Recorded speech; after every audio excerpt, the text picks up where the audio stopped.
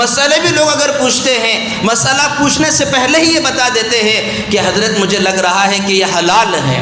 اور اگر اتفاق سے اگر مفتی صاحب نے مسئلہ بتا دیا کہ حرام ہے، یا تو وہ بہت صبر کر لے گا، نہیں تو کہہ لے گا کہ نہیں یہ حضرت کو اتنا علم نہیں ہے، کسی اور سے پوچھتے ہیں۔ اس کا مقصد یہ ہوتا ہے کسی طرح حرام مال مجھے کھانا ہی ہے، اور پھر وہ کسی ایسے سے پوچھ لیتے ہیں جو درمیان کا راستہ نکال کر ان کو دے دیتے ہیں۔ اور پھر انہی کے متعلق واقعہ لکھا ہے کہ حضرت مظفر حسین صاحب رحمۃ اللہ علیہ کہ ایک مرتبہ آپ جب سفر میں تشریف لے جا رہے تھے تو راستے میں آپ نے ایک مسجد میں قیام کیا، اور چونکہ وہ زمانہ تھا، اس زمانے میں ہوٹل وغیرہ کا کوئی نظام نہیں تھا، وہاں مہمان نوازی کی میزبانی کی جاتی تھی، مہمان نوازی کی جاتی۔ اب سفر میں جا رہے تھے تو راستے میں آپ نے مسجد میں قیام کر لیا، تو کوئی غریب آدمی آیا، آ کر دیکھا کہ کوئی مسافر ہے، تو انہوں نے اپنی طرف سے کہا کہ ہم آپ کو اپنی طرف سے کھانے کا نظم کر دیتے ہیں۔ پہلے دن وہ ایک غریب آدمی آیا، آ کر 3 روٹی لا کر دیا، حضرت اس کو کھا لیے، آرام فرما لیے۔ پھر دوسرا دن ہوا، اس نے 2 روٹی لا کر دی، حضرت نے اس کو بھی نوش فرما لیا اور آرام فرما لیے۔ تیسرے دن وہ شخص آیا اور 1 روٹی لا کر دے کر کہا کہ حضرت اب آپ یہاں سے جا سکتے ہیں، چونکہ مہمانی جو تھی وہ صرف 3 دن کی تھی، وہ ہو چکی ہے، آپ یہاں سے جا سکتے ہیں۔ تو پھر حضرت مظفر حسین صاحب رحمۃ اللہ نے اس شخص سے کہا کہ بھائی بات کیا ہے، آپ رکیے اور مجھے بتائیے کہ بات کیا ہے۔ مسئلہ یہ ہے کہ میں اگر چاہتا تو پہلے دن ہی چلا جاتا، لیکن جب پہلے دن الحمدللہ نحمده ونستعینه ونستغفره ونؤمن به ونتوکل علیہ ونعوذ باللہ من شرور انفسنا ومن سیئات اعمالنا من يهده الله فلا مضل له ومن يضلل فلا هادي له ونشهد أن لا إله إلا الله وحده لا شريك له ونشهد أن سيدنا وسندنا وحبيبنا ومولانا محمدا عبده ورسوله أرسله الله تعالى بالحق بشيرا ونذيرا وداعيا إلى الله تعالى بإذنه وسراجا منيرا أما بعد فإن أصدق الحديث كتاب الله وخير الهدي هدي محمد صلى الله عليه وسلم وخير الأمور عوازمها وشر الأمور محدثاتها وكل محدثة بدعة وكل بدعة ضلالة وكل ضلالة في النار أعوذ بالله من الشيطان الرجيم بسم الله الرحمن الرحيم يا أيها الرسل كلوا من الطيبات واعملوا صالحا إني بما تعملون عليم وقال تعالى يا أيها الذين آمنوا لا تأكلوا أموالكم بينكم بالباطل إلا أن تكون تجارة عن تراض منكم ولا تقتلوا أنفسكم إن الله كان بكم رحيما آمنت بالله صدق الله مولانا العظيم وقال النبي صلى الله عليه وسلم طلب كسب الحلال واجب على كل مسلم أو كما قال عليه الصلاة والسلام معزز حاضرین، محترم سامعین، ابھی آپ کے سامنے قرآن مجید کی آیتیں تلاوت کی گئی ہیں، جس میں اللہ جل جلالہ و عم نوالہ انسان کی کمائی کے متعلق احکامات بیان فرمائے ہیں کہ انسان چونکہ دنیا دار الاسباب ہے، یہاں اس کے لیے روٹی، کپڑا، مکان کی ضرورت ہے، اس کے حصول کے لیے اور اس کو پانے کے لیے وہ حلال ذرائع اختیار کرے۔ انسان جب بالغ ہو جاتا ہے، جب اسے شعور آ جاتا ہے، جب اسے تھوڑی بہت سمجھ آنے لگتی ہے، تو ہر انسان یہ چاہتا ہے کہ وہ اچھے سے اچھا کھائے اور اچھے سے اچھا پہنے اور اس کی اچھی سے اچھی سواری ہو اور اس کے لیے ایک اچھا سے اچھا مکان ہو۔ اس کے لیے دو چیزیں ہیں، یا تو اس کے باپ دادا کی کمائی ہو کہ باپ کی کمائی پر وہ راج کرے، یا پھر وہ اپنی محنت سے اس کو حاصل کرے۔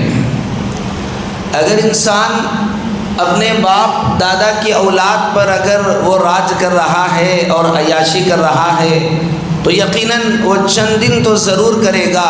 لیکن پھر اس کے بعد وہ ایک کوڑی کا بھی محتاج ہو جائے گا اور لوگوں سے چھوٹی چھوٹی چیزوں کے لیے سوال کرتا پھرے گا۔ اور وہی انسان اگر محنت سے حاصل کرے تو اسے تو اپنی اس نعمت کی، اس کی اس کمائے ہوئے مال کی اہمیت بھی پتہ ہوگی، وہ نہ تو عیاشی میں اس مال کو خرچ کرے گا بلکہ اس مال کا مصرف اور اس کو صحیح جگہ وہ لگائے گا۔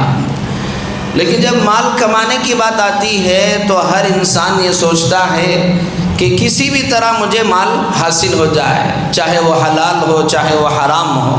اگر کوئی انسان یہ کہنے لگے کہ یہ بات کہیں ہی نہیں جانی چاہیے کہ یہ حرام ہے یا حلال ہے، تو پھر وہ انسان نہیں بلکہ وہ جانور ہے۔ چونکہ اللہ جل جلالہ و نوالہ نے شریعت میں یہ معیار رکھا ہے کہ انسان کو حلال کی حرام کی تمیز ہونی چاہیے، اور جس انسان میں حلال و حرام کی تمیز نہیں، گویا کہ وہ انسان نما جانور ہے۔ جس طرح جنگل کے جانور ہوتے ہیں، ایک شیر ہے، ایک ہاتھی ہے، اور اسی طرح ایک چھوٹی سی ایک بلی، اور اسی طرح ایک گائے، کہ ان کی الگ الگ غذائیں اللہ نے رکھی ہے۔ بلی وہ جو ہے دودھ پیتی ہے، اور گائے وہ دودھ دیتی ہے، اور شیر اس کا جو جنگل کا راجا کہلاتا ہے، اس کی جو غذا اللہ نے رکھی ہے وہ جانوروں کو کھانا ہے۔ اب اگر کوئی جا کر جانور سے کہنے لگے، شیر سے، کہ بھائی دیکھ کہ حلال جانور یہ ہیں، بکری کو کھا سکتا ہے، گائے کو کھا سکتا ہے، اور اسی طرح تم مرغی کو کھا سکتے ہو، لیکن آپ ہاتھی کو نہیں کھانا، وہ حرام جانور ہے، اور فلاں جانور کو نہیں کھانا، وہ حرام ہے، تو جو بتانے والا ہے شاید شیر اسی کو کھا لے گا۔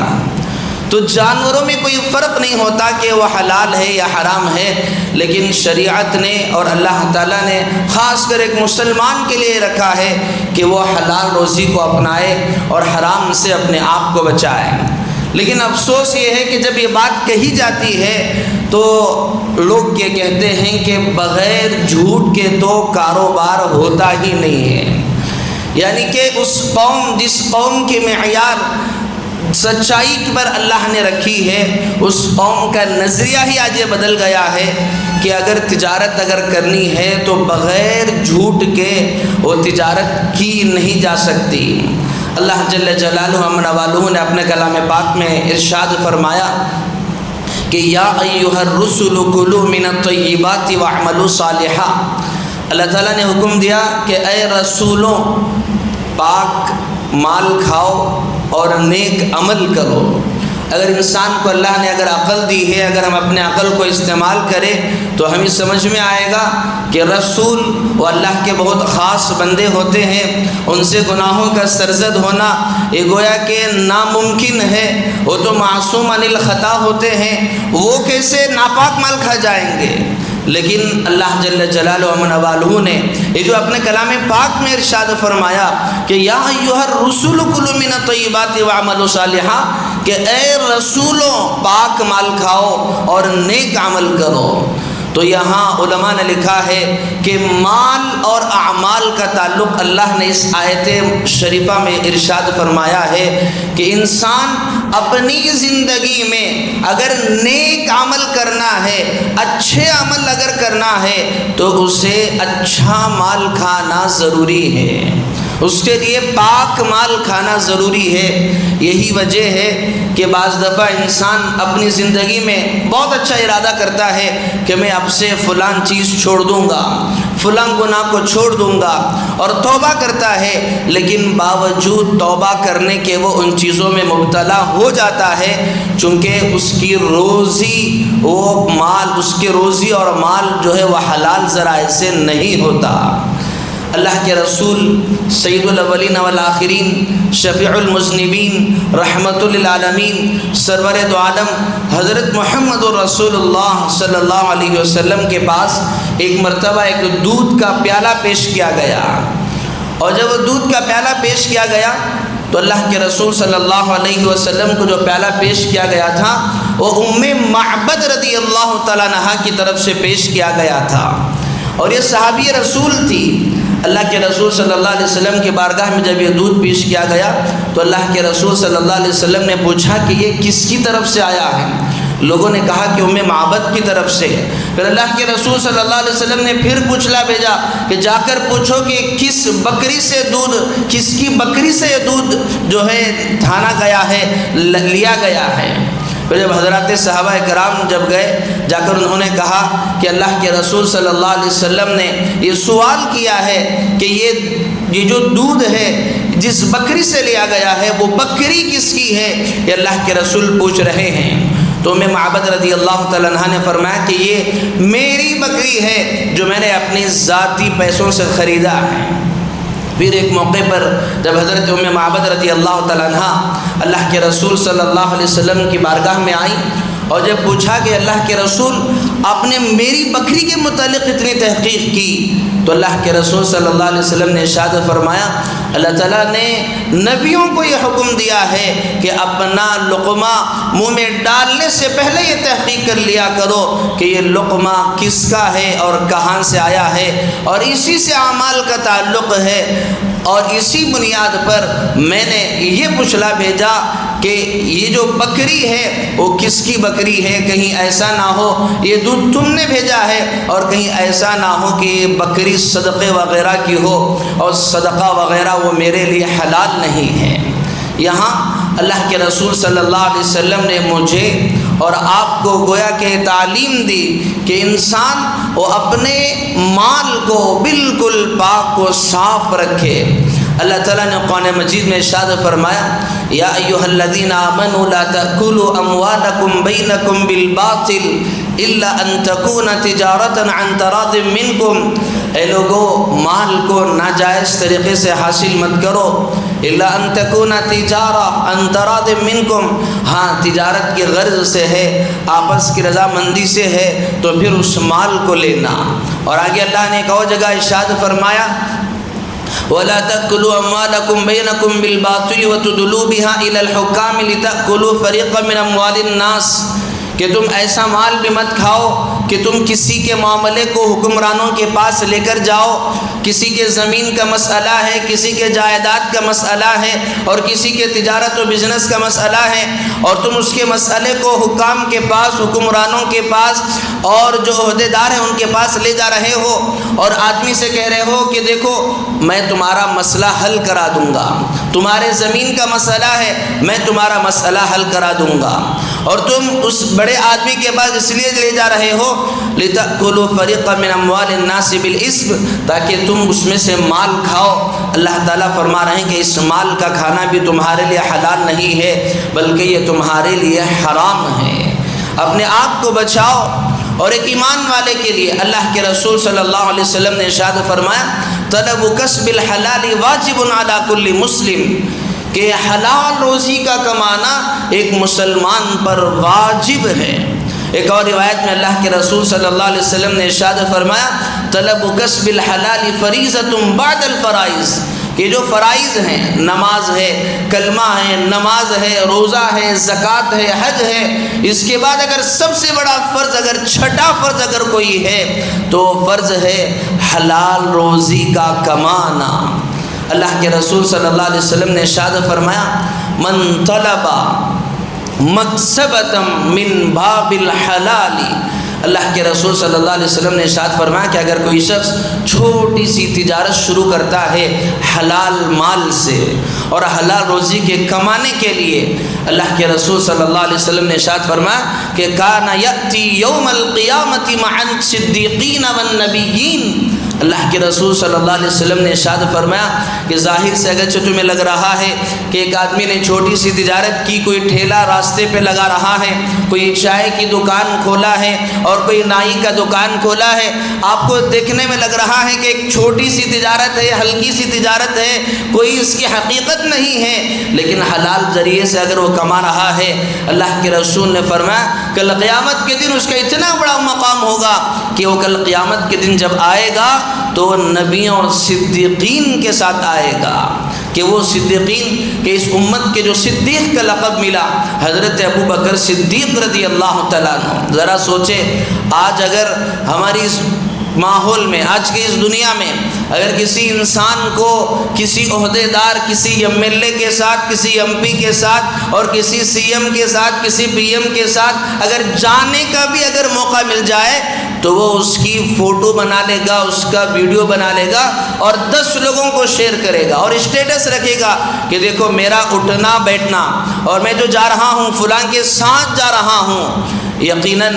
اگر دنیاوی اعتبار سے تمہیں یہ لگ رہا ہے کہ یہ تمہارے لیے بڑی ایک سعادت کی چیز ہے، لیکن ایک چھوٹا سا تاجر جو حلال ذریعے سے کما رہا ہے، کل قیامت کا دن جہاں نہ کوئی سی ایم، نہ کوئی پی ایم، نہ کوئی عہدے دار آپ کے ساتھ نہیں آئے گا، اس موقع پر اللہ اس چھوٹے سے تاجر کا جو حشر ہے کل قیامت کے دن اللہ نبیوں کے ساتھ فرمائیں گے۔ یعنی کہ سارے لوگ کھڑے ہیں ادھر اور یہاں کچھ وی آئی پی لوگ آ رہے ہیں، کوئی خاص لوگ آ رہے ہیں، ان کے ساتھ یہ چھوٹا سا تاجر کل قیامت کے دن اٹھایا جائے گا۔ اس میں اللہ کے رسول صلی اللہ علیہ وسلم نے یہ اہمیت بتلائی حلال روزی کے کمانے کی، کہ چھوٹی سی تجارت ہو لیکن حلال ہو، انسان کو اپنانا چاہیے۔ اور یہ ایسا نہیں، اللہ تعالیٰ نے اپنے انبیاء علیہم السلام کو بھی حکم دیا کہ یا ایھا الرسل کلوا من الطیبات واعملوا صالحا، کہ حضرت آدم علیہ السلام جب اللہ تعالیٰ نے دنیا میں آپ کو نبی بنا کر بھیجا، یہ ابو البشر ہیں، ساری کائنات کے باپ ہیں، جد امجد ہیں، یہیں سے نسل انسانی چلی ہے، تو گویا کہ دنیا میں انسان کے آنے کا جو ذریعہ بنے وہ حضرت آدم بنے۔ حضرت آدم علیہ السلام کو اللہ نے کھیتی کرنے کا ہنر دیا کہ وہ کھیتی کیا کرتے تھے اور اس کے ذریعے سے اپنا ذریعہ معاش وہ تھا اور اس کے ذریعے سے اپنی زندگی گزارا کرتے تھے۔ اور چونکہ ابتدائی دور تھا جہاں پر کوئی مشنری نہیں تھی، کوئی فیکٹری وغیرہ نہیں تھی، وہ زراعت کے ذریعے سے اپنا پیشہ انہوں نے زراعت بنا رکھا تھا۔ حضرت موسیٰ علیہ السلام کا پیشہ وہ غلہ بانی تھا۔ حضرت ادریس علیہ السلام وہ بھی خیاط تھے، اور ایک بعض علماء نے لکھا ہے کہ خطاط تھے، بعض نے لکھا ہے کہ خیاط تھے، یعنی کہ بعض نے کہا کہ دونوں تھے، کہ آپ کتابت آپ لکھا کرتے تھے، اور بعض نے کہا کہ آپ خطاط تھے، آپ کپڑے سیا کرتے تھے اور اس کے ذریعے سے اپنا گزارا کیا کرتے تھے۔ اللہ تعالیٰ نے حضرت سلیمان علیہ السلام کو حکومت دی تھی، جن کی حکومت ہواؤں پر تھی، چرند پر تھی، پرند پر تھی، لیکن اس کے باوجود وہ زنبیلیں بیچ کر اپنا گزارا کیا کرتے تھے۔ حضرت داؤد علیہ السلام جو بادشاہ تھے اور اس کے باوجود نبی تھے، لیکن اس کے باوجود حلال روزی کے لیے وہ زرہ بنا کر لوگوں میں فروخت کیا کرتے تھے۔ علماء نے حضرت داؤد علیہ السلام کے متعلق ایک واقعہ لکھا ہے کہ حضرت داؤد علیہ السلام نبی ہیں، بادشاہ ہیں، اور چونکہ بادشاہ تھے، رعایا کا خیال رکھنا آپ کا فرض تھا، تو آپ تو رعایا کا خیال رکھا کرتے تھے۔ ایک مرتبہ ایک موقع پر وہ لوگوں کے درمیان گئے تاکہ دیکھیں کہ لوگوں کی رائے میرے متعلق کیا ہے اور میرے متعلق وہ کیا سوچتے ہیں، کہ کیا میں ان کے لیے صحیح کام کر رہا ہوں یا نہیں کر رہا ہوں۔ حضرت داؤد علیہ السلام جب گئے، اللہ تعالیٰ نے ایک فرشتے کو انسانی شکل میں بھیجا، اور جب وہ پوچھنے لگے کہ کیسا چل رہا ہے، لوگوں میں آرام ہے، سکون ہے، اور میرے متعلق آپ کی کیا رائے ہے، تو اس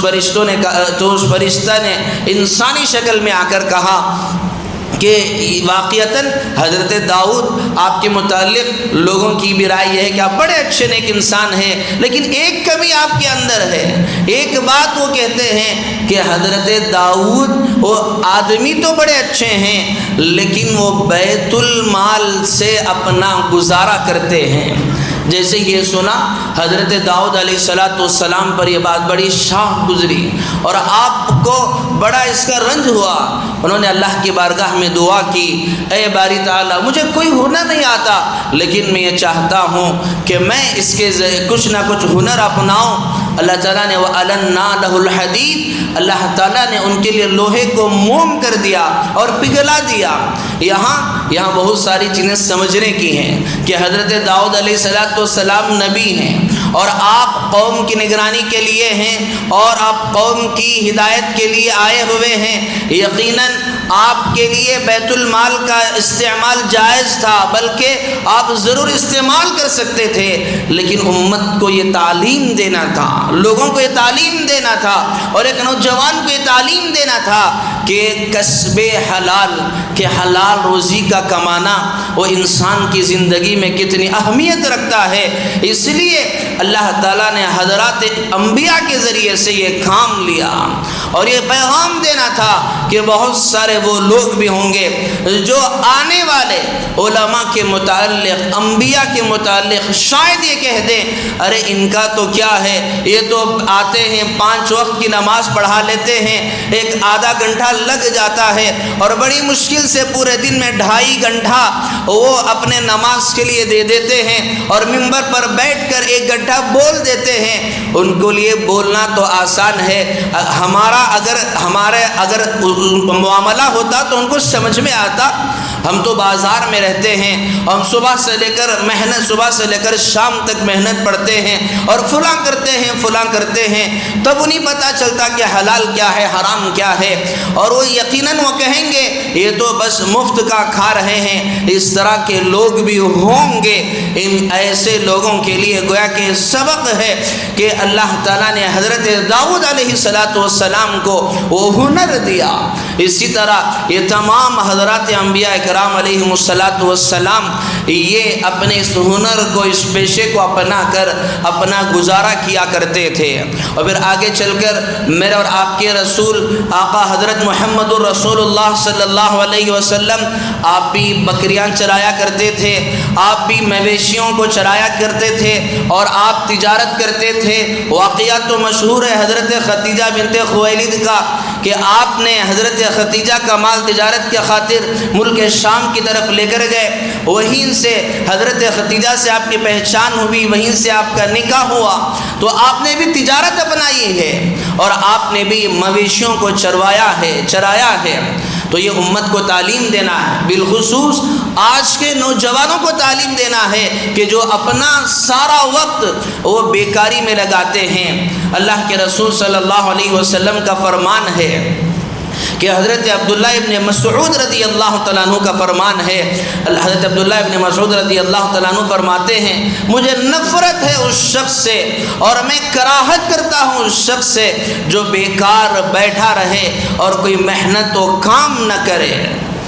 اللہ کے رسول صلی اللہ علیہ وسلم بھی جب شعور کو پہنچے تو سب سے پہلے آپ نے تجارت کو اپنائی اور حلال روزی کو اپنایا، اور پھر آگے چلے ہماری امت کے اکابر حضرت امام ابو حنیفہ رحمۃ اللہ علیہ، حضرت امام مالک رحمۃ اللہ علیہ، یہ بھی بہت بڑے تاجر تھے، اور حضرت امام قدوری رحمۃ اللہ علیہ، ایک ہمیں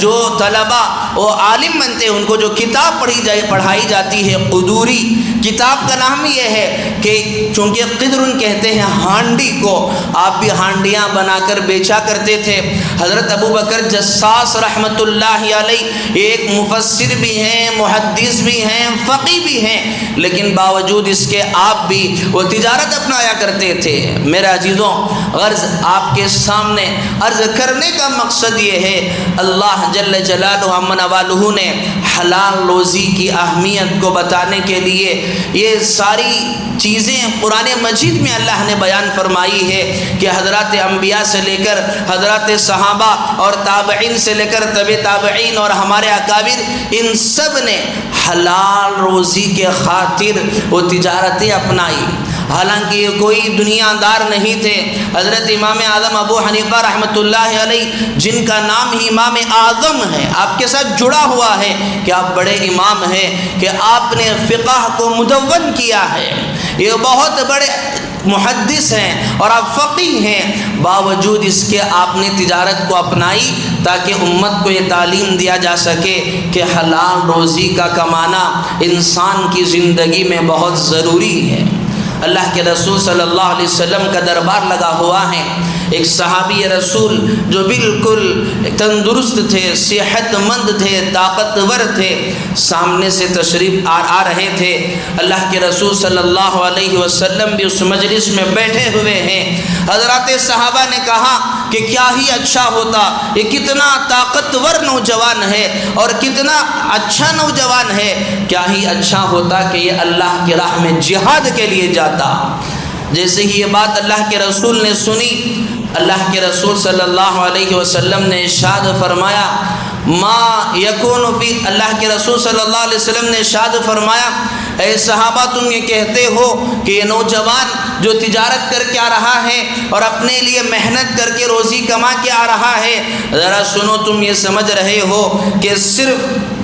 اللہ کے راستے میں جہاد کرنے والا نوجوان خوش نصیب ہے، تو بات ایسی نہیں ہے۔ من سعى علی والدیہ، اللہ کے رسول صلی اللہ علیہ وسلم نے ارشاد فرمایا ایک آدمی صبح ہوتے ہی وہ اپنے والدین کی روزی روٹی کے لیے، ان کے دیکھ بھال کے لیے، ان کے علاج و معالجے کے لیے اگر وہ بازار جاتا ہے، تجارت کرتا ہے، فہو فی سبیل اللہ، اللہ کے رسول نے فرمایا کہ وہ بھی اللہ کے راستے میں ہے۔ ومن سعى علی عیالہ وَأَهْلِهِ فَهُوَ فِي سَبِيلِ اللَّهِ، اللہ کے رسول نے فرمایا کہ ایک شخص صبح سویرے اٹھتا ہے، دیکھتا ہے کہ مجھے اپنی بیوی بچوں کے گزارے کے لیے کچھ کرنا ہے، وہ بازار میں جا کر وہ تجارت کرتا ہے، وہ حقیقت وہ تجارت وہ دنیا داری نہیں ہے بلکہ وہ بھی اللہ کے راستے میں ہے۔ اور پھر آگے اللہ کے رسول نے فرمایا کہ من سعى علی نفسہ، اور جو شخص اپنے لیے کمائے، کیوں کمائے؟ تاکہ وہ لوگوں کے سامنے لیکف وجہہ عن مسألۃ الناس، تاکہ وہ لوگوں کے سامنے ہاتھ پھیلانے سے اپنے آپ کو بچا سکے اور اپنی عزت کو نیلام کرنے سے بچا سکے، اگر اس کے لیے وہ محنت پڑ رہا ہے، اللہ کے رسول صلی اللہ علیہ وسلم نے ارشاد فرمایا کہ فَهُوَ فِي سَبِيلِ اللَّهِ، وہ بھی اللہ کے راستے میں ہے۔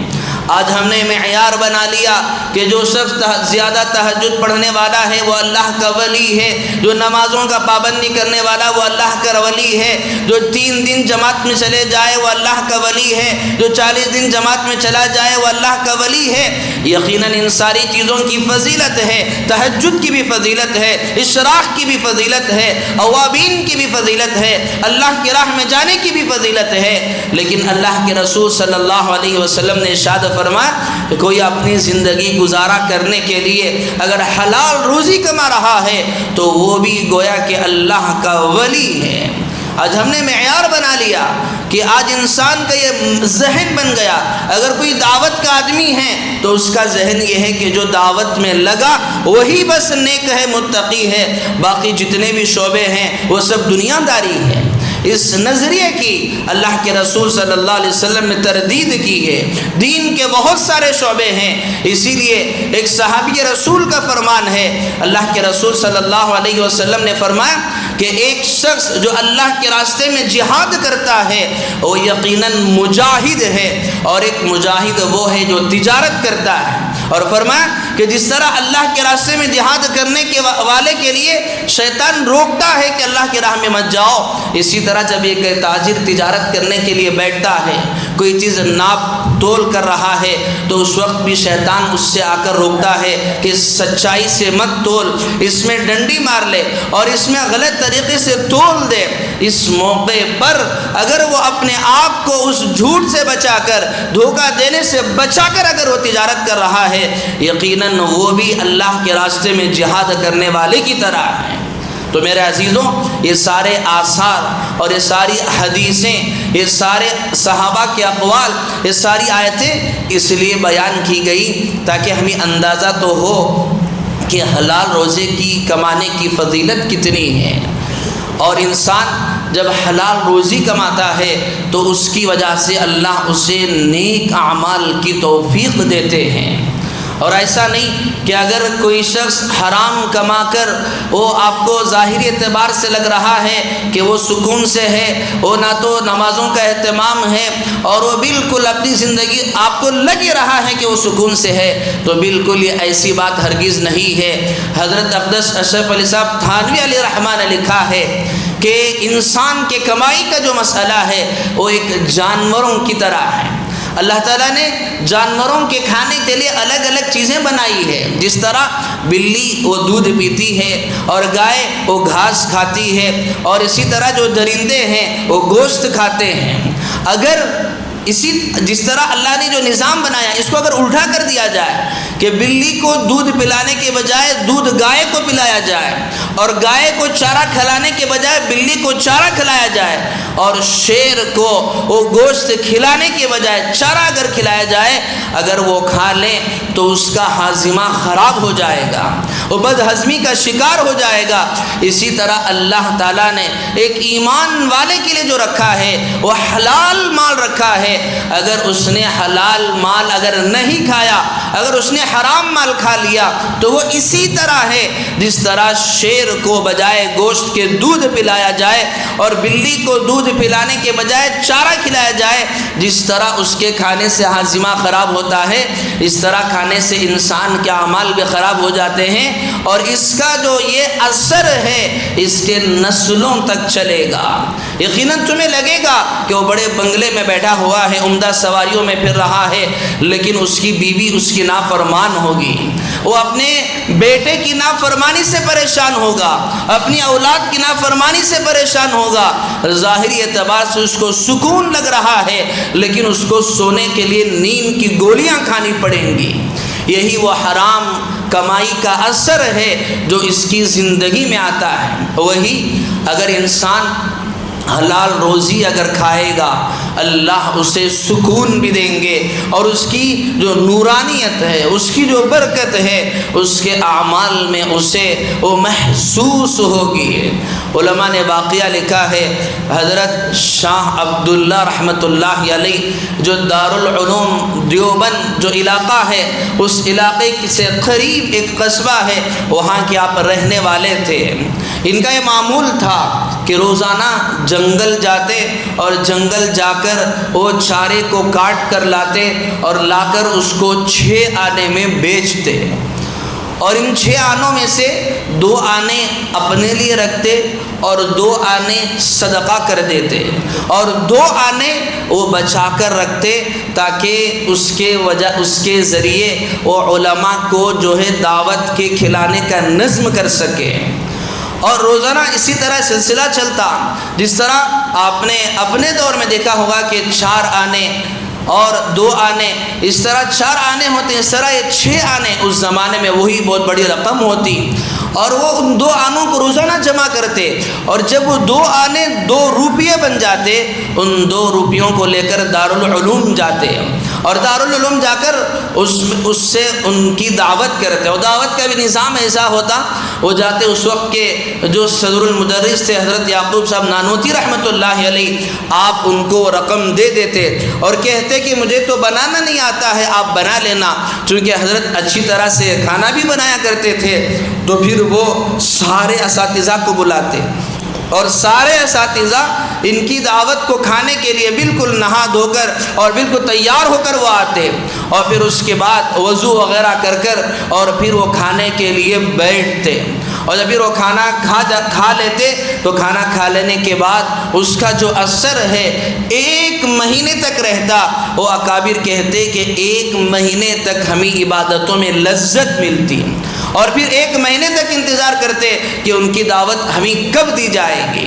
یہ ان کی یہ حلال روزی کی برکت تھی کہ جس کی وجہ سے ان کی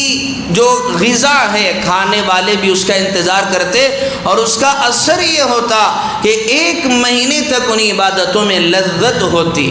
آج ہمیں سنن اور نوافل کی تو بات کیا، آج فرائض میں بھی ہمیں لذت سے محروم کر دیا گیا ہے۔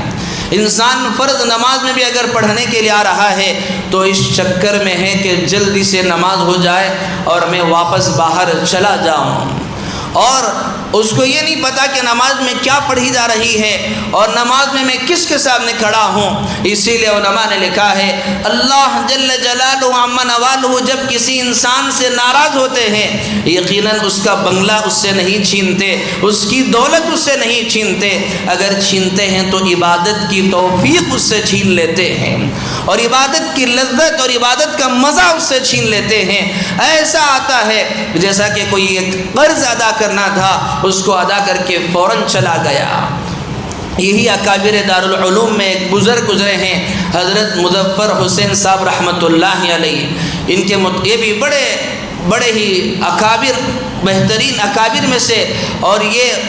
بڑے بڑے علماء میں جن کا شمار ہوتا ہے۔ حضرت مظفر حسین صاحب رحمۃ اللہ علیہ ایک مرتبہ دیوبند سے اپنے علاقے کو تشریف لے جا رہے تھے، انہوں نے جو ٹانگے والا تھا اس پہ سوار ہوئے، اور جب سوار ہوئے تو انہوں نے اس کی اجرت پہلے دے دی، اور جب لوگوں نے ان سے کہا کہ حضرت آپ کو پتہ بھی ہے کہ آپ جس ٹانگے پر سوار ہیں ایک ایسی عورت کا ہے کہ جو پیشے والی ہے اور جو فاحشہ ہے، اس نے اپنے پیسوں سے اس ٹانگے کو کما کر وہ کرائے پر چڑھائی ہے۔ جیسے یہ معلوم ہوا حضرت نے اس ٹانگے والے سے کہا کہ 1 منٹ رکنا، مجھے استنجا کے لیے جانا ہے، اور اس بہانے سے آپ نیچے اترے، اور اترنے کے بعد اس کی اجرت بھی اس کو دے دی، اور اس ٹانگے والے کے ساتھ پیدل چلتے ہوئے تقریباً 12 سے 15 کلومیٹر دور آپ پیدل چلے گئے، لیکن آپ نے اس کو برداشت نہیں کیا کہ ایک ایسی عورت کے ٹانگے پر میں سوار ہو جاؤں، کہ اس کی سواری پر بھی سوار ہو جاؤں۔ لیکن آج اللہ معاف فرمائے انسان وہ کسی بھی طرح سے چاہتا ہے کہ حرام مال میں کسی طرح حاصل کر لوں۔ مسئلے بھی لوگ اگر پوچھتے ہیں، مسئلہ پوچھنے سے پہلے ہی یہ بتا دیتے ہیں کہ حضرت مجھے لگ رہا ہے کہ یہ حلال ہے، اور اگر اتفاق سے اگر مفتی صاحب نے مسئلہ بتا دیا کہ حرام ہے، یا تو وہ بہت صبر کر لے گا، نہیں تو کہہ لے گا کہ نہیں یہ حضرت کو اتنا علم نہیں ہے، کسی اور سے پوچھتے ہیں۔ اس کا مقصد یہ ہوتا ہے کسی طرح حرام مال مجھے کھانا ہی ہے، اور پھر وہ کسی ایسے سے پوچھ لیتے ہیں جو درمیان کا راستہ نکال کر ان کو دے دیتے ہیں غرض۔ اور پھر انہی کے متعلق واقعہ لکھا ہے کہ حضرت مظفر حسین صاحب رحمۃ اللہ علیہ کہ ایک مرتبہ آپ جب سفر میں تشریف لے جا رہے تھے تو راستے میں آپ نے ایک مسجد میں قیام کیا، اور چونکہ وہ زمانہ تھا، اس زمانے میں ہوٹل وغیرہ کا کوئی نظام نہیں تھا، وہاں مہمان نوازی کی میزبانی کی جاتی تھی، مہمان نوازی کی جاتی۔ اب سفر میں جا رہے تھے تو راستے میں آپ نے مسجد میں قیام کر لیا، تو کوئی غریب آدمی آیا، آ کر دیکھا کہ کوئی مسافر ہے، تو انہوں نے اپنی طرف سے کہا کہ ہم آپ کو اپنی طرف سے کھانے کا نظم کر دیتے ہیں۔ پہلے دن وہ ایک غریب آدمی آیا، آ کر 3 روٹی لا کر دیا، حضرت اس کو کھا لیے، آرام فرما لیے۔ پھر دوسرا دن ہوا، اس نے 2 روٹی لا کر دی، حضرت نے اس کو بھی نوش فرما لیا اور آرام فرما لیے۔ تیسرے دن وہ شخص آیا اور 1 روٹی لا کر دے کر کہا کہ حضرت اب آپ یہاں سے جا سکتے ہیں، چونکہ مہمانی جو تھی وہ صرف 3 دن کی تھی، وہ ہو چکی ہے، آپ یہاں سے جا سکتے ہیں۔ تو پھر حضرت مظفر حسین صاحب رحمۃ اللہ نے اس شخص سے کہا کہ بھائی بات کیا ہے، آپ رکیے اور مجھے بتائیے کہ بات کیا ہے۔ مسئلہ یہ ہے کہ میں اگر چاہتا تو پہلے دن ہی چلا جاتا، لیکن جب پہلے دن آپ نے 3 روٹیاں لا کر دی اور میں نے اس کو کھا کر جب میں نے آرام کیا تو خواب میں مجھے حضرت محمد الرسول اللہ صلی اللہ علیہ وسلم کی زیارت نصیب ہوئی، اور پھر جب آپ دوسرے دن آئے تو دوسرے دن بھی مجھے اللہ کے رسول کی زیارت ہوئی، اور تیسرے دن بھی آئے ہیں تو مجھے اللہ کے رسول کی زیارت ہوئی ہے۔ تو پھر اس غریب آدمی نے کہا کہ دیکھو میں ایک مزدور آدمی ہوں، پہلا دن تھا تو ہم جو مزدوری کر کے لاتے ہیں اس سے 3 روٹیوں کا انتظام ہو جاتا ہے۔ پہلے دن میں اور میری اہلیہ اور میری بیٹی تینوں صبر کر لیے، 3 روٹی لا کر آپ کے حوالے کر دیے۔ جب دوسرا دن ہوا تو چونکہ بچی برداشت نہیں کر رہی تھی، 1 روٹی ہم نے بچی کو دے دیا، میں اور میری اہلیہ وہ 2 روٹی آپ کو لا کر دے دیے۔ اب چونکہ تیسرا دن ہے، میں بھی مزدور ہوں اور مجھے بھی مزدوری کو جانا ہے، اگر بھوکا رہوں گا تو مجھے مزدوری نہیں ہوگی، اس لیے میں اب اس کے بعد آپ کی میزبانی نہیں کر سکتا، اس لیے آپ سے درخواست ہے کہ آپ چلے جائیں۔ یہ حضرت رحمت اللہ علیہ کا سوچ کر دیکھیں کیا تقویٰ ہوگا کہ جب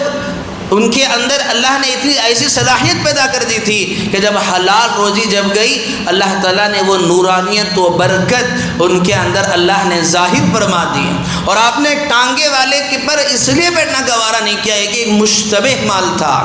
یہی وجہ ہے تو انہی خاندان میں سے ان کی بیٹی کے بیٹی سے جو اولاد پیدا ہوئی آج لوگ انہیں حضرت الیاس صاحب رحمۃ اللہ علیہ کے نام سے جانتے ہیں، جنہوں نے دعوت و تبلیغ کی بنیاد رکھی، اور آپ نے ایسی بنیاد رکھی کہ آج دنیا کے 100 ممالک میں اللہ اس دعوت و تبلیغ کے نظام کو چلا رہے ہیں۔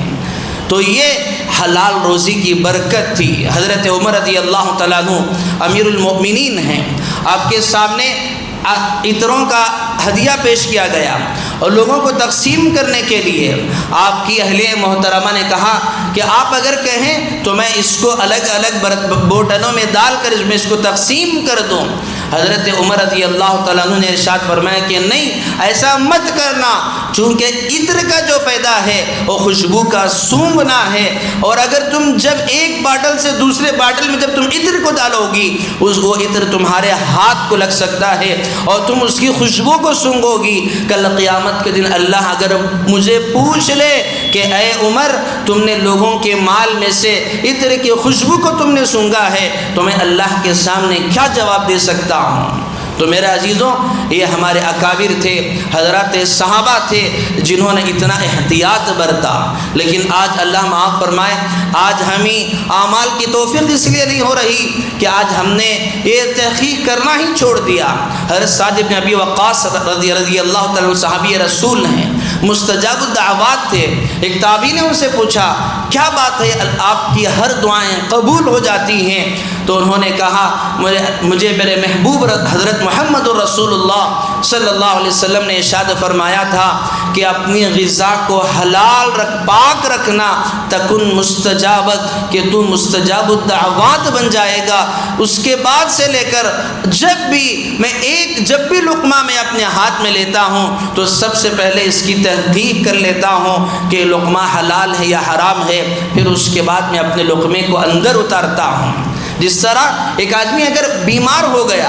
تو اسے ہر چیز کھانے سے پہلے ڈاکٹر کا مشورہ کرتا ہے کہ اس چیز کے کھانے سے میرے شوگر لیول کہیں نہیں بڑھ جائے گا، کہیں میری جو کہ فلاں بیماری ہے کہیں ایسا نہیں ہو جائے گا۔ جس طرح وہ تحقیق کر کے کھاتا ہے اس طرح یہ حضرات صحابہ یہ تحقیق کر کے کھاتے کہ یہ حلال ہے یا حرام ہے۔ تو میرے عزیزوں، ہمیں بھی ان چیزوں کو اپنانا ہے، آج کے ہمارے اس دور میں جو بہت عام سی جو چیزیں ہیں جو بالکل حرام ہیں، جسے ہم حرام بھی نہیں سمجھتے، جیسے ایک آدمی لیز پر مکان لے لینا، کہ لیز پر مکان لے لیا کہ 10 لاکھ 5 لاکھ کو لے لیا اور کرایہ کچھ بھرنا تو نہیں ہے، اور جب چھوڑے گا تو سارا مال اسے واپس آ جائے گا۔ اور اسی طرح آج کل جو چٹھیوں کے چلانے کا سلسلہ ہے کہ ہراسمنٹ پکارنا، کہ 10 لاکھ کی چٹھی ہے، پکار کر 7 لاکھ کو لے لیا، 5 لاکھ کو لے لیا، اور اسی طرح جہیز میں لیے ہوئے مال کو استعمال کرنا، اور جہیز میں مانگ کر مطالبہ کر کے پیسہ لینا، اور اس طرح لاٹریوں کا استعمال کرنا، اور اس کے علاوہ یہ جو عام طور پر جسے ہم نے بہت معمولی سمجھ لیا ہے کہ جب کسی کا انتقال ہو جاتا ہے بہنوں کو کچھ معمولی رقم دے کر انہیں وراثت سے محروم کر دینا، یہ ایسی چیزیں ہیں جسے عام طور پر ہم سمجھتے ہی نہیں ہیں۔ یہی وجہ ہے پھر ہماری دعائیں کیسے قبول ہوگی۔ اللہ کے رسول صلی اللہ علیہ وسلم نے ارشاد فرمایا، ایک آدمی کعبۃ اللہ کا غلاف پکڑ کر پریشان حال اللہ کی بارگاہ میں ہاتھ اٹھا کر دعا کرتا ہے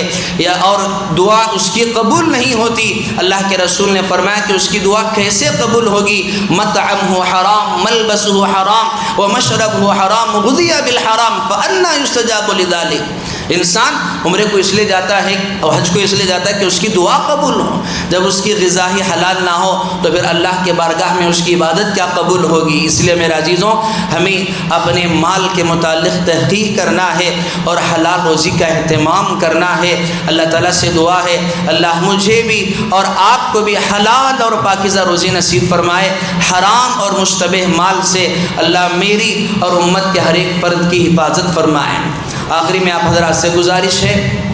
جیسا کہ آپ حضرات کے سامنے کئی دنوں سے اعلان بھی کیا جا رہا ہے کہ الحمدللہ ہماری اس مسجد کے کنسٹرکشن کا کام چل رہا ہے۔ الحمدللہ ایک موڑ ڈالا جا چکا ہے، دوسرے موڑ کی تیاری ہو رہی ہے، کالم وغیرہ بھی کل ہی ڈالے گئے ہیں، تو اس لیے اور بھی بہت سارا کام باقی ہے۔ ابھی اس کی ابتدا ہے، اب تک کی جو نیچے کا تھا کچھ حصے کی ذمہ داری کسی صاحب خیر نے لی تھی، لیکن ابھی بقیہ جو ساری ذمہ داری ہے وہ آپ جیسے اہل خیر حضرات سے پورا ہونا ہے۔ اللہ کی گھر کے لیے آپ حضرات سے درخواست ہے کہ آپ دل و جان سے، خوش دلی سے، آپ کھلے دل سے تعاون فرماتے ہوئے جائیں۔ جو اللہ کے گھر کو آباد